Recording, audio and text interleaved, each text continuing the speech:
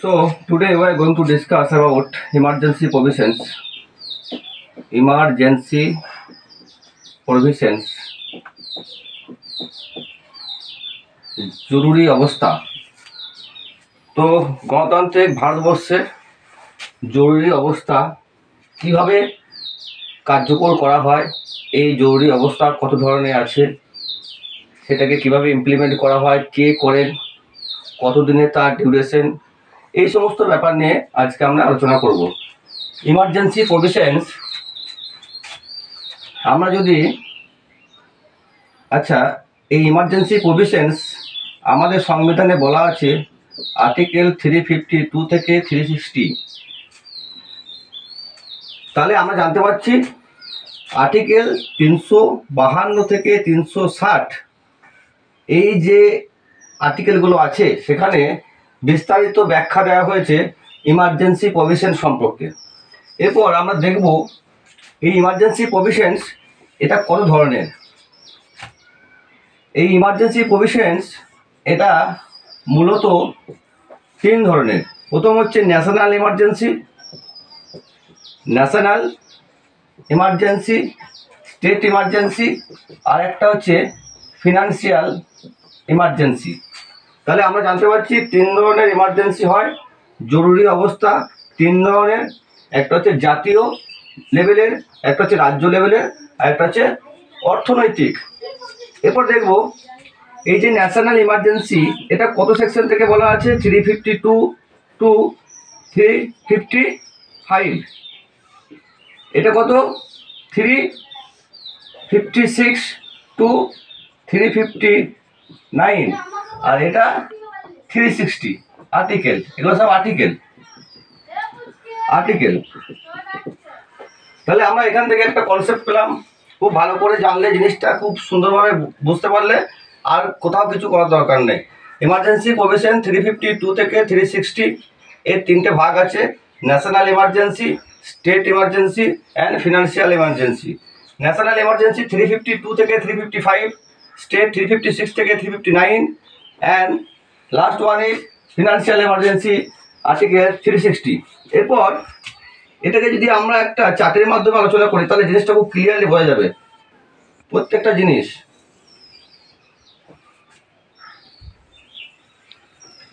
এই 3টে ব্যাপার, তাই তো ইমার্জেন্সি এই 3টে ব্যাপার। এখন 352 আর্টিকেল কি বলছে? 352 আর্টিকেল বলছে national emergency proclamation. National emergency অর্থাৎ কি বলতে পারি, জাতীয় জরুরি অবস্থা। 353 কি বলছে? এফেক্ট এই ইমার্জেন্সি করলে, জাতীয় জরুরি অবস্থা করলে তার কি এফেক্ট পড়বে। 354 কি বলছে? 354 বলছে relationship between state and central. অর্থাৎ যখন ইমার্জেন্সি ডিক্লেয়ার করে দেওয়া হয়, সেই ইমার্জেন্সি ডিক্লেয়ার করে দেওয়ার পর 354 আর্টিকেল অনুযায়ী যে রেভিনিউ ব্যাপারটা আছে, সেই রেভিনিউ কীভাবে কালেকশন করা হবে সেটা সম্বন্ধে বিস্তারিত বলা আছে। তাহলে আমরা 354 এবার 355-এ কী বলছে? 355 আর্টিকেলে বলছে যে সেন্ট্রাল অর্থাৎ government of India is responsible to protect the state from any external aggression or internal disturbance. তাহলে এটা হচ্ছে to protect state by central government. তাহলে একটা রাজ্যকে প্রোটেকশন দিতে হবে, প্রোটেক্টেড করতে হবে 355 আর্টিকেলে যেভাবে বলা আছে সেইভাবে কাকে? সেন্ট্রাল গভর্নমেন্টকে। তাহলে আমরা দেখতে পাচ্ছি 352 355 এই আর্টিকেলগুলো এখানে বিস্তারিত আমি বললাম। এরপর চলে আসছি 356 আর্টিকেলে বলা আছে স্টেট ইমার্জেন্সি। ঠিক আছে। 357-এ কি বলছে? লেজিসলেশন পাওয়ার। ঠিক আছে, সেটা কীরকম হবে সেই সম্বন্ধে বিস্তারিত বলা আছে 357। 358 কি বলছে? 358 বলছে সাসপেনশন। আর্টিকেল 19, আর্টিকেল 19 কি? আর্টিকেল 19 হচ্ছে যে 6টা ফান্ডামেন্টাল রাইটস আমাদের বলা আছে, যদি স্টেট ইমার্জেন্সি ডিক্লেয়ার করে দেওয়া হয় তাহলে আর্টিকেল 19-এ যা যা বলে দেওয়া আছে সেগুলো সব কিন্তু সাসপেন্ড হয়ে যাবে। আরেকটা কি আছে? 359, আর্টিকেল 359 কি বলছে? Suspension, not to move court for any petition। তাহলে কোর্টে কেউ পিটিশন করতে পারবে না যে কোনো ব্যাপার নিয়ে, যদি আমার ফান্ডামেন্টাল রাইট ভায়োলেট হচ্ছে এটা করার জন্য, এবং এর জন্য যদি কোনো পিটিশন করতে যায়, রিট পিটিশন কোর্টে, হাইকোর্টে, তাহলে কিন্তু এটা হবে না, এটাও কিন্তু সাসপেন্ড হয়ে যাবে। তাহলে এখানে কি বললাম? 356, 357, 358, 359, লাস্ট ওয়ান 360। এটা তো পরিষ্কার বোঝা যাচ্ছে ফিনান্সিয়াল এমার্জেন্সি। ফিনান্সিয়াল এমার্জেন্সি মানে অর্থনৈতিক অবস্থা খারাপ হওয়ার জন্য ভারত সরকার ডিক্লেয়ার করেছে ফিনান্সিয়াল এমার্জেন্সি। তাহলে দেখো সেকশনগুলো কিন্তু খুব সুন্দরভাবে বোঝা গেল। 352 থেকে 355, 356 থেকে 359 অ্যান্ড লাস্ট ওয়ান 360। এরপর আসছি, আচ্ছা আমাদের দেশে এখনো পর্যন্ত কবার ন্যাশনাল এমার্জেন্সি ডিক্লেয়ার করা হয়েছে, জাতীয় জরুরি অবস্থা? 3 টাইমস। ফার্স্ট কখন করা হয়েছিল? 1962, চাইনার সাথে ভারতের যুদ্ধে ভার্সেস ইন্ডিয়া, ওয়ার, ঠিক আছে। 2 নম্বর হচ্ছে 1971, কার্গিল যুদ্ধ, ইন্ডিয়া ভার্সেস পাকিস্তান, ওয়ার। আর একবার করা হয়েছিল 1975 সালে, সেটা হচ্ছে ইন্টারনাল ডিস্টারবেন্স। তাহলে আমরা এটাও জানতে পারলাম যে জাতীয় জরুরি অবস্থা এখনো পর্যন্ত আমাদের দেশে 3বার হয়েছিল, 62-তে, 71, 75। আচ্ছা 62-তে করেছিলেন কে? যখন চায়নার সাথে ইন্ডিয়ার যুদ্ধ হচ্ছিল, জওহরলাল নেহরু ছিল প্রাইম মিনিস্টার, ঠিক আছে। আর 1971 কে ছিল? ইন্দিরা গান্ধী, উনি ছিলেন তখন প্রাইম মিনিস্টার, উনি ডিক্লেয়ার করেছিলেন। 1975 ইন্টারনাল ডিস্টারবেন্স, তখন কে ছিল? তখনও ছিল ইন্দিরা গান্ধী। আচ্ছা স্টেটে তো অনেক হয়েছে, বিভিন্ন স্টেটে বিভিন্ন ভাবে, বিভিন্ন কারণে, বিভিন্ন অবস্থার জন্য স্টেটে অনেকবার এমার্জেন্সি, বিভিন্ন স্টেটে বিভিন্নবার হয়েছে। আর financial emergency till now no emergency has declared by government of India. এখনো পর্যন্ত আমাদের দেশের এরকম সিচুয়েশন আসেনি যে ফিনান্সিয়াল ইমার্জেন্সি ডিক্লেয়ার করার মতো অবস্থা ছিল। সুতরাং এখনো পর্যন্ত আমাদের দেশে একবারও ফিনান্সিয়াল ইমার্জেন্সি হয়নি, বোঝা যাচ্ছে এই জিনিসটা। তাহলে এগুলো গেল ব্যাপার। এরপর আসছি, এই ন্যাশনাল ইমার্জেন্সি এটা কে ডিক্লেয়ার করতে পারে? Who can impose national emergency, state emergency, financial emergency? President of India. তাহলে প্রেসিডেন্ট অফ ইন্ডিয়ার হাতে যদি এত ক্ষমতা থাকে, তাহলে উনি তো যখন তখন যে কোনো জরুরি অবস্থা ঘোষণা করে দিতে পারেন। এমনটা কি হওয়ার কথা না, এমন কিন্তু হয় না। Finally president of India declare করে যে এখন থেকে এই জরুরি অবস্থা জারি করা হলো। কিন্তু প্রেসিডেন্ট অফ ইন্ডিয়াকে মনে রাখতে হবে, প্রেসিডেন্ট অফ ইন্ডিয়াকে on the recommendation of PM, prime minister, and council of minister. তাহলে প্রাইম মিনিস্টার এবং কাউন্সিল অফ মিনিস্টারের সঙ্গে আলোচনা করে এই জাতীয় জরুরি অবস্থা, state emergency, financial emergency declare করা হয়। আর কি আছে? কারা রেকমেন্ড করে? সুপ্রিম কোর্ট, ভুল বললাম একটু, সরি। পার্লামেন্টের রেকমেন্ডেশন চাই। কীরকম না, পার্লামেন্টে এটা হচ্ছে স্পেশাল মেজরিটি চাই। এখানে স্পেশাল মেজরিটি চাই। এখানে স্পেশাল মেজরিটি জিনিসটা কি? আমি ওপরটা মুছে দিচ্ছি। স্পেশাল মেজরিটি মানে হচ্ছে যে total number of member, member মানে কে কারা, এমপিরা, total number of members MP, তার 50% প্রেজেন্ট থাকতে হবে, প্রেজেন্ট, আর তাদের ভোট হচ্ছে 2/3 অংশ। টোটাল প্রেজেন্ট থাকতে হবে 50%, আর তার 2/3 ভাগ ভোট যেতে হবে যদি যে জরুরি অবস্থা ডিক্লেয়ার করা হবে তার পরিপ্রেক্ষিতে। যেমন ন্যাশনাল ইমার্জেন্সিতে কিন্তু স্পেশাল মেজরিটি চাই। স্টেট ইমার্জেন্সিতে কি, স্টেট ইমার্জেন্সিতে কিন্তু সিম্পল মেজরিটি চাই, সিম্পল মেজরিটি। একইভাবে এখানেও কিন্তু পার্লামেন্টের কিন্তু অ্যাপ্রুভ দরকার। পার্লামেন্ট মানে হচ্ছে লোকসভা, বোথ হাউস, পার্লামেন্টের রাজ্যসভা লোকসভা দুজনাকেই এই বিলে এই ব্যাপারটাতে যে একটা জিনিস জারি করতে চাচ্ছি তার ব্যাপারটাতে ভোট করতে হবে। ভোট কিরকম, এটা যেমন স্পেশাল মেজরিটি, এটা হচ্ছে সিম্পল মেজরিটি। সিম্পল মেজরিটি মানে 10% রেজুলেশন, 10% রেজুলেশন আর 50% ভোট। এটা করলে স্টেট ইমার্জেন্সি ডিক্লেয়ার, পাস করলে স্টেট ইমার্জেন্সি ডিক্লেয়ার করা যেতে পারে। এটার ক্ষেত্রেও কিন্তু ওই একইভাবে ওই আমাদের এর মতন ন্যাশনাল ইমার্জেন্সি ওই স্পেশাল মেজরিটি চাই, এটার ক্ষেত্রেও স্পেশাল মেজরিটি দরকার হয়। তাহলে বোঝা যাচ্ছে যে কিভাবে জাতীয় জরুরি অবস্থা, state emergency, financial emergency declare করা যেতে পারে, এবং তার আগে কাদের সুপারিশ দরকার, কাদের সঙ্গে আলোচনা করতে হবে। এখানে পিএম এর সঙ্গে আলোচনা করতে হবে, কাউন্সিল অফ মিনিস্টারের সঙ্গে আলোচনা করতে হবে, তারপরে এই ভোট, এই উভয় পক্ষে আমাদের লোকসভা রাজ্যসভা যে মেম্বার আছে তাদের স্পেশাল মেজরিটি চাই, এখানে সিম্পল মেজরিটি চাই, এখানেও স্পেশাল মেজরিটি চাই। বোঝা যাচ্ছে? ঠিক আছে, আমরা রেকমেন্ড পেয়ে গেলাম, ধরো ভোট হয়ে গেল, ন্যাশনাল এমার্জেন্সি এই ভোট পেয়ে গেলাম। তাহলে প্রশ্ন হচ্ছে কতদিন থাকবে জাতীয় জরুরি অবস্থা? প্রথমে থাকবে 6 মাস, প্রথমে 6 মাস থাকবে। ঠিক আছে, একটা কথা মনে রাখতে হবে, আমাদের সংবিধানে কিন্তু কোথাও এরকমভাবে সুনির্দিষ্ট করে স্পষ্ট বলা নেই যে এতদিন জাতীয় জরুরি অবস্থা থাকতে পারে। সুতরাং প্রথমে 6 মাস করা হলো।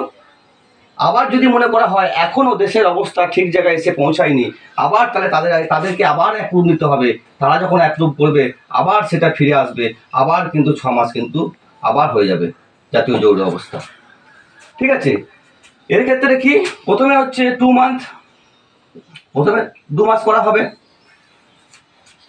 যদি দেখা যায় এখানে লোকসভা ডিসলভ হয়ে গেছে, লোকসভা ভেঙে দেওয়া হয়েছে, তাহলে এখানে কিন্তু কাউন্সিল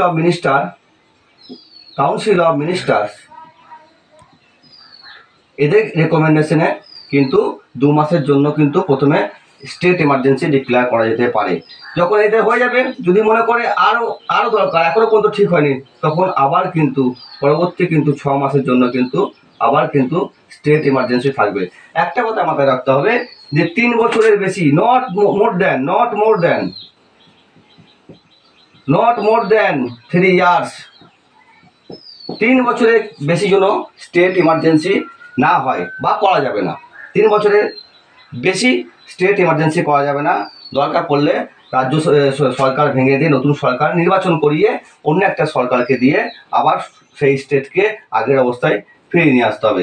এক্ষেত্রেও ঠিক সেরকম 2 মান্থস, প্রথমে 2 মান্থস, আবার যদি এখানে পাঠানো হবে, তারা যদি আবার রেকমেন্ড করে আবার 6 মাসের জন্য করা যেতে পারে ফিনান্সিয়াল এমার্জেন্সি। বোঝা যাচ্ছে? এগুলো হচ্ছে প্রত্যেকটা একটা করে ধাপ, এগুলো আমাদের কিন্তু মাথায় রাখতে হবে ইমার্জেন্সি এইগুলোতে। ঠিক আছে, এরপর এখানে অনেক কেস ল আছে, সেই কেস লগুলো এর সঙ্গে দিয়ে দিতে হবে। এটা হচ্ছে মেন ফ্যাক্ট, কীভাবে করা হয়, কতদিন থাকে। ঠিক আছে,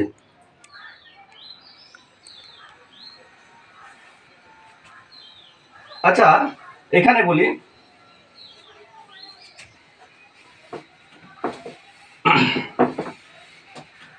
আমরা এগুলো জানতে পারলাম, এরপর জানতে পারি সেই ন্যাশনাল ইমার্জেন্সি যেটা এখানে এই কলামে আছে, ন্যাশনাল ইমার্জেন্সি, এই ইমার্জেন্সি কখন বা কি অবস্থায় জারি করা হয়।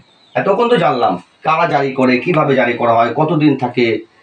এখন জানতে হবে যে কি এমন পরিস্থিতি তৈরি হতে হবে তবে ন্যাশনাল ইমার্জেন্সি ডিক্লেয়ার করবে প্রেসিডেন্ট। একটা গ্রাউন্ড হচ্ছে, ফার্স্ট গ্রাউন্ড হচ্ছে, এগুলো গ্রাউন্ড বলা হয়। গ্রাউন্ড হচ্ছে প্রথম হচ্ছে যে ওয়ার, যুদ্ধ। যদি আমাদের প্রতিবেশী রাষ্ট্র বা যে কোনো দেশ আমাদেরকে অতর্কিত আক্রমণ করে, তাহলে আমাদের যুদ্ধ পরিস্থিতি তৈরি হবে। সেই যুদ্ধ পরিস্থিতি তৈরি করা যদি হয়, তাহলে কিন্তু প্রেসিডেন্ট কিন্তু ডিক্লেয়ার করতে পারে ন্যাশনাল ইমার্জেন্সি। দুই হচ্ছে অ্যাগ্রেশন, তিন হচ্ছে আর্মড রেভিলিয়ন। ঠিক আছে, সশস্ত্র বাহিনী যদি মনে করে দেশটা অন্যদিকে যাচ্ছে, তারা একটা নিয়ম নীতি চালু করে দেশটাকে সুন্দরভাবে ঠিক পথে নিয়ে আসবেন। তারা যদি বিদ্রোহ বা তারা যদি চিন্তা ভাবনা করেন আর্ম রেভিলিয়ন ফোর্স লোকেরা, তাহলে তাদের জন্য কিন্তু ন্যাশনাল ইমার্জেন্সি ডিক্লেয়ার করা যাবে। তাহলে এটা হচ্ছে তিনটে গ্রাউন্ড। তাহলে ন্যাশনাল ইমার্জেন্সি তখনই হবে যখন এই তিনটে গ্রাউন্ড প্রেসিডেন্ট স্যাটিসফাই হবে। যদি প্রেসিডেন্ট স্যাটিসফাইড হয়, তাহলে তিনি ডিক্লেয়ার করবেন ন্যাশনাল ইমার্জেন্সি। তিনটে গ্রাউন্ড কি? যুদ্ধ হতে হবে, অ্যাগ্রেশন মানে কি, যে আমাদেরকে কেউ আক্রমণ করতে চাইছে, কোনো রকম একটা ডিস্টারবেন্স করতে চাইছে, কোনো রকম একটা পরিস্থিতি খারাপ আছে, উত্তেজনা আছে, সেগুলো হচ্ছে অ্যাগ্রেশন। আর্ম রেভিলিয়েশন। তাহলে এই যে তিনটে গ্রাউন্ড আছে, এই তিনটে গ্রাউন্ড যদি আমরা দেখতে পাই প্রত্যক্ষভাবে, তাহলে কিন্তু প্রেসিডেন্ট, আমি আগেই বললাম কি হবে, কাদের সুপারিশ তাদেরকে বলবে, তার সঙ্গে আলোচনা করে প্রেসিডেন্ট ন্যাশনাল ইমার্জেন্সি ডিক্লেয়ার করে দেবে। এই ক্ষেত্রে কি, স্টেটের ক্ষেত্রে কি হবে? স্টেটের ক্ষেত্রে একটাই ground, failure of constitutional mechanism. শুধুমাত্র এই একটাই গ্রাউন্ড যদি দেখা যায় একটা স্টেটের মধ্যে, একটা রাজ্যের মধ্যে, তাহলে কিন্তু প্রেসিডেন্ট কিন্তু গভর্নরের সঙ্গে আলোচনা করে, যেভাবে বললাম আগে, পার্লামেন্টের কাছ থেকে অ্যাপ্রুভ করিয়ে, তাহলে কিন্তু একটাই গ্রাউন্ড কি, failure of constitutional mechanism. Constitutional mechanism মানে হচ্ছে, ধরো সংবিধান একটা স্টেটকে, প্রত্যেকটা স্টেটকে, সেটা আমরা ডিপিএসপিতে দেখেছি, ডাইরেক্ট স্টেট পলিসিতে দেখেছি, direct principal of state policy. একটা আমাদের সংবিধান প্রত্যেকটা স্টেটকে বলে দিয়েছে একইভাবে তোমরা এইভাবে চলবে, এইভাবে তোমাদের নীতি, তোমরা এই ধারণা। তাহলে এই এন্টার যে ব্যাপারগুলো একটা স্টেটকে বলে দেওয়া হয়েছে, কনস্টিটিউশন বলেছে তোমরা এইভাবে কাজ করবে, সেটা যদি ফুলফিল করতে না পারে, দেখা গেল কোনো একটা ম্যাটার নিয়ে রাজ্য সরকার খুব অনীহা করছে, দেশের মধ্যে, রাজ্যের মধ্যে বিশৃঙ্খলা সৃষ্টি হলো, এমন বিশৃঙ্খলা সৃষ্টি হলো যে সেখানে কনস্টিটিউশন অনুযায়ী কোনো কাজই রাজ্য সরকার করছে না, তাহলে কিন্তু প্রেসিডেন্ট কিন্তু স্টেট ইমার্জেন্সি ডিক্লেয়ার করে দিতে পারে। সেটা হচ্ছে 356। তবে অত সহজ নয়, আমি বললাম এইটাও করতে গেলে সিম্পল মেজরিটি, এখানে লোকসভায়, পার্লামেন্টে যেতে হবে, পার্লামেন্টের যে আপার house plus lower house, Lok Sabha রাজ্যসভায়, তাদেরকে দিয়ে অ্যাপ্রুভ করাতে হবে। অ্যাপ্রুভ করানোর পর প্রেসিডেন্ট কিন্তু স্টেট ইমার্জেন্সি ডিক্লেয়ার করতে পারে। ঠিক আছে, এটা গেল এর কি গ্রাউন্ড আছে? ফিনান্সিয়াল ইমার্জেন্সি গ্রাউন্ড কি? ফিনান্সিয়াল ইমার্জেন্সি তখনই হবে যদি আমাদের দেশ আর্থিক সংকটের মধ্যে পড়ে যায়। তাহলে কি, ক্রেডিট অর থ্রেটেন,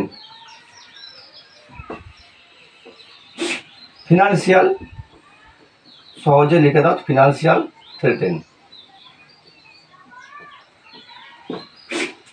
অর্থনৈতিক ভয় বা দেশ এত বেশি ধার করে ফেলেছে যে বিদেশের কাছে আমাদের দেশের বিশাল অবস্থা খারাপ, খুব বিপর্যয় নেমে এসছে অর্থনৈতিক, তখন হয়তো হবে। তাহলে financial credit or threaten, financial যদি অর্থনৈতিক বিপর্যয় নেমে আসে, তাহলে এই গ্রাউন্ডের রেসপেক্টে প্রেসিডেন্ট কিন্তু যেভাবে বললাম সেভাবে কিন্তু ফিনান্সিয়াল এমার্জেন্সি ডিক্লেয়ার করতে পারে। বোঝা গেছে? এরপর এখানে আসছি,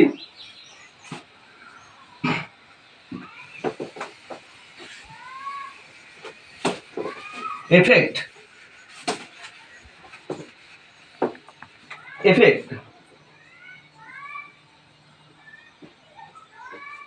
যদি ন্যাশনাল ইমার্জেন্সি ডিক্লেয়ার করে দেওয়া হয়, তাহলে তার এফেক্ট কী হবে?